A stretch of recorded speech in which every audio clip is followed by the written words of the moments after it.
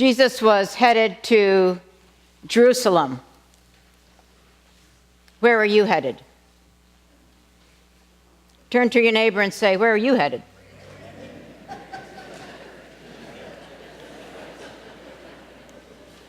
I don't mean to Redwood City after church. I don't mean to lunch. Where are you headed? So this is going to be one of those sermons that I ask you to kind of stay with me, all right?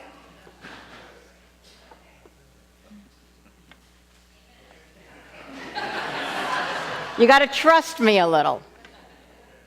Because it may not all make sense, but it will in the end, all right? So, I've asked you where you're headed. Now let me ask you, where are you from? Where are you from? You might say a quick answer. My quick answer is New Hampshire. But let's go a little deeper. So take a deep breath. Where are you from? Think of the familiar foods.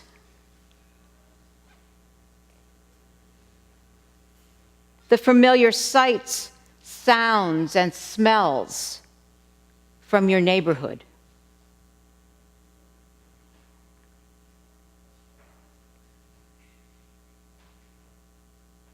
Where are you from? Think about familiar sayings that you heard repeatedly growing up.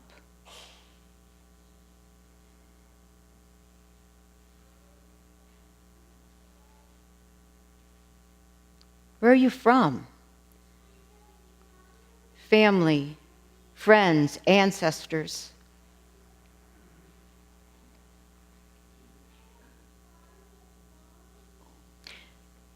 I was invited to do this exercise this week with a group of folks around a circle.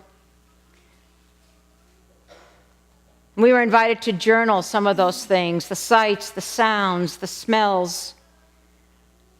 And as we journaled for a moment before we shared it, you could feel the emotions starting to rise around the table. And as people shared, we became more deeply connected to each other in those moments. Because we went underneath where we were from geographically and went someplace else. I began all of a sudden to see and to feel and to even hear. To see the beautiful leaves that change color in the fall and how they crunch underneath my feet later on when I was a child. I could smell the fried chicken cooking in Crisco oil in our electric frying pan.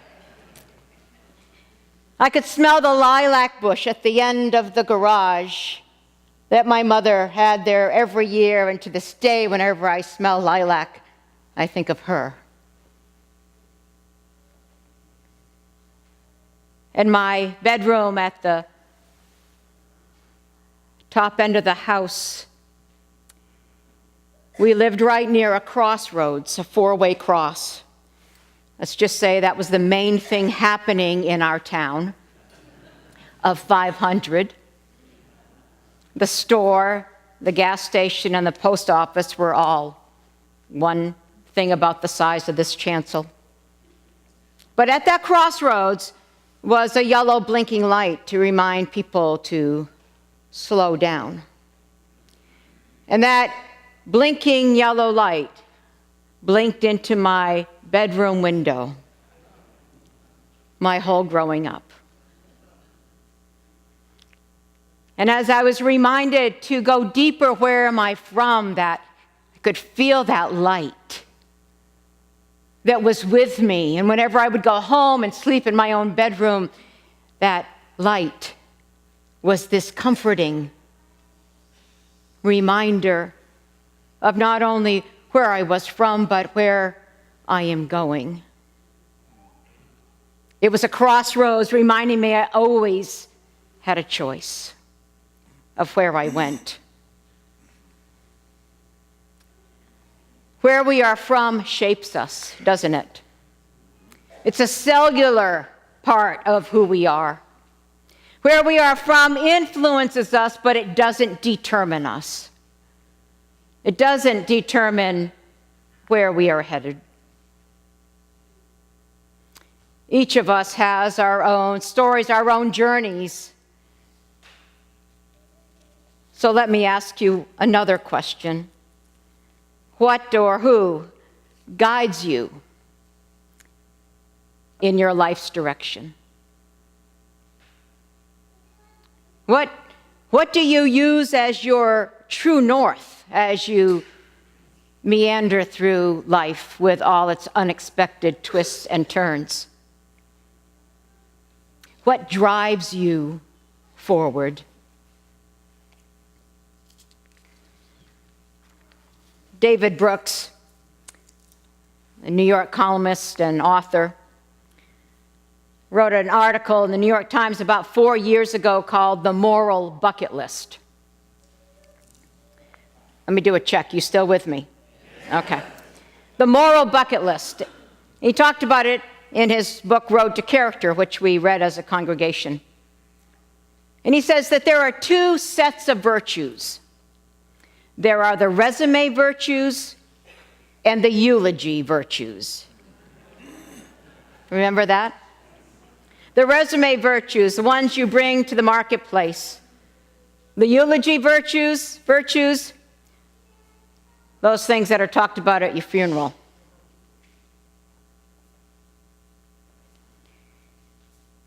Like, were you kind or brave, or honest, funny? Those resume virtues are about your external career, but those eulogy virtues are about our internal character. And think about it, will you, with me, that we spend the majority of our time, our money, our resources, our energy on our resume virtues. And I'm not sure how much time we take to focus on our eulogy virtues. Brooks says, we so easily settle into moral mediocrity. I hate that, but I think it's true. He says, we kind of slide down to say, well, as long as I'm not hurting anybody.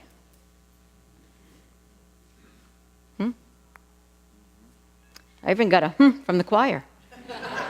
All right, I'll take it. But he says this, we build a moral life not by being better than others, but by being better than ourselves.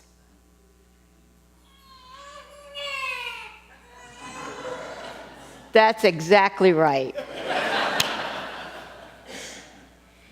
And I want to suggest to you, my beloved community, that to be better than ourselves, to call ourselves to our highest self, that we need a moral and spiritual compass. And we need that moral and spiritual compass more today, I think, than we have ever needed it.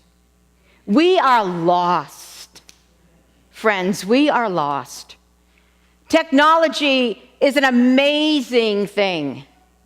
And it has so outpaced us, we have not yet learned how to be human in this technological age. We have not caught up with how to be with everything that is now accessible to us. We need a moral and spiritual compass. In a day and age when truth doesn't mean truth anymore, when facts don't mean facts anymore, we need a moral and spiritual compass. Jesus was headed to Jerusalem, and he got there on a donkey. And I began to think this week about where he was from. He was from a poor town of Nazareth that got a really bad rap in that day. If we were to use a colloquialism about it, clearly Nazareth was on the other side of the tracks.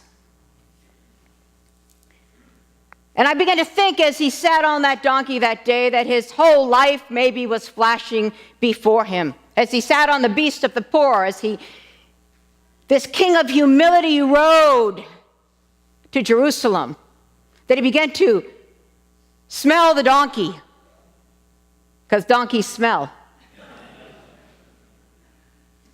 The stable, the sweat, the hair, the hay.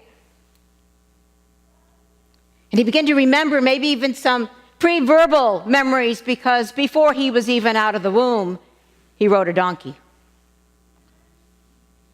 As Joseph, as the story goes, was leading his pregnant Mary to Bethlehem, Jesus was on a donkey. And then when he was just a child, maybe coming back into his body memory in that moment was that plodding of the donkey through the dark, long night as his family sought asylum in Egypt, trying to flee from the murderous rage of Herod. Then he probably flashed before him the donkey in the fields, pulling the plow, carrying the stones for the mason, the wood for the carpenter. All these things in Jesus' cellular memory. Because the donkey embodied the virtues Jesus sought to live: humility. It was not a symbol of power, but of strength, of earthiness, of oneness with the people. While others rode on a steed flashing military might, Jesus rode on a poor burro, displaying revolutionary love. He knew all along where he was headed, and it was to Jerusalem, because that was his true north. Jerusalem was not a geographical destination as much as it was a spiritual destination for him and for his followers. It was the center of religious and political life. It was Jerusalem, the city of peace. And to this day, it is that spiritual destination for people.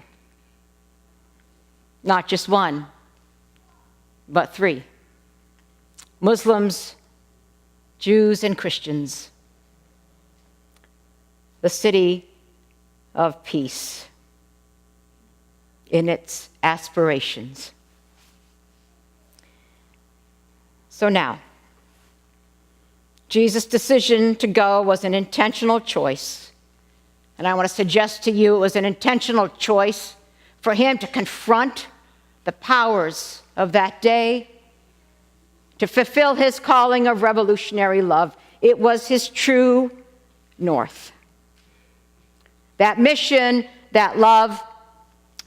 And earlier on in Luke's gospel, weeks before this has happened, it records that Jesus set his face towards Jerusalem. He strengthened his resolve. He set his mind. He defined his commitment, knowing what he would face there. But it was his true north.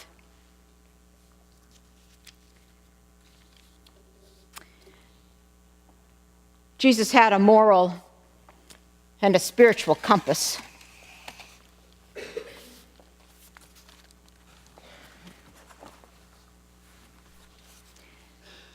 And I want us to believe for a moment. Let's show the choir for a sec. I want us to believe and think for a moment and imagine that his true north, where he could always set his direction for wherever he was from, was about revolutionary love and inclusion and nonviolence. And people would try to take him from that. They would say, but Jesus, you're only for these people. But Jesus, not those Pharisees, surely they're not included. But Jesus, really, pick up a sword. But Jesus, you're supposed to be the king. But Jesus, save yourself. All these things tried to pull him away. But he would return again and again to his true north. He set his face. He made his resolve and his commitment. What is your true north? What would you write up here for your true north? Rabbi Jonathan Sacks, chief rabbi of England, is in conversation with David Brooks on this wonderful video.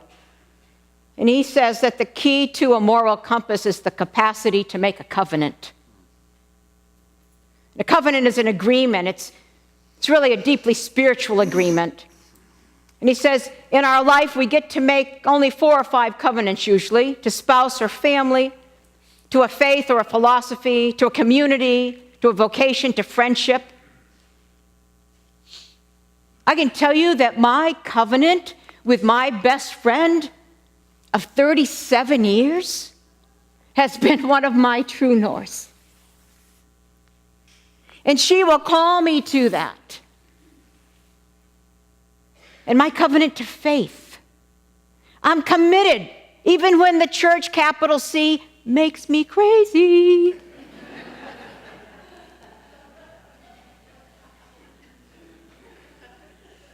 I know I'm not alone. I know that many of you had to use a lot of determination to come back through these doors at times because of what the church, capital C, has messed up throughout history. Am I out there alone? But my commitment to this revolutionary lover, Jesus, keeps me coming back. So what is your true north? Rabbi Sacks says our ability to make those covenants and to keep those covenants are what help us maintain a moral compass. So what's yours? What would you write up here?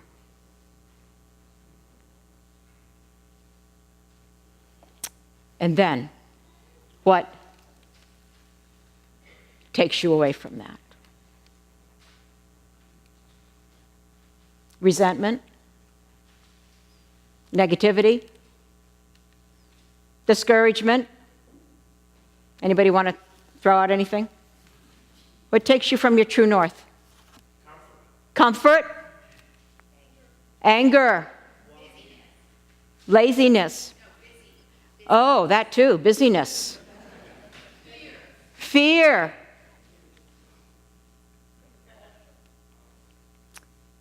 We are so easily taken off, but only when we have that true north can we return. And we need this moral compass.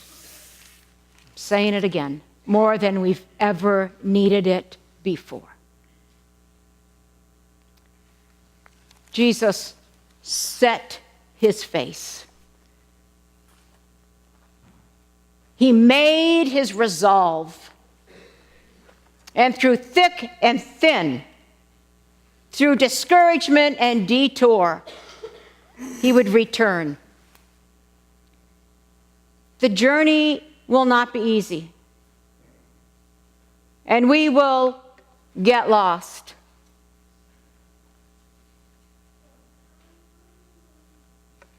But we have a map, an internal map, and that moral compass.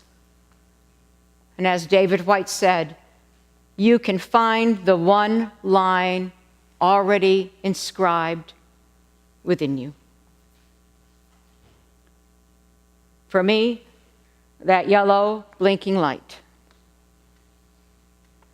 reminds me of the choices that I can make at every turn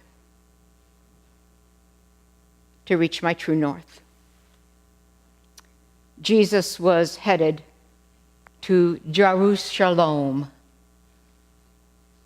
Where are you headed?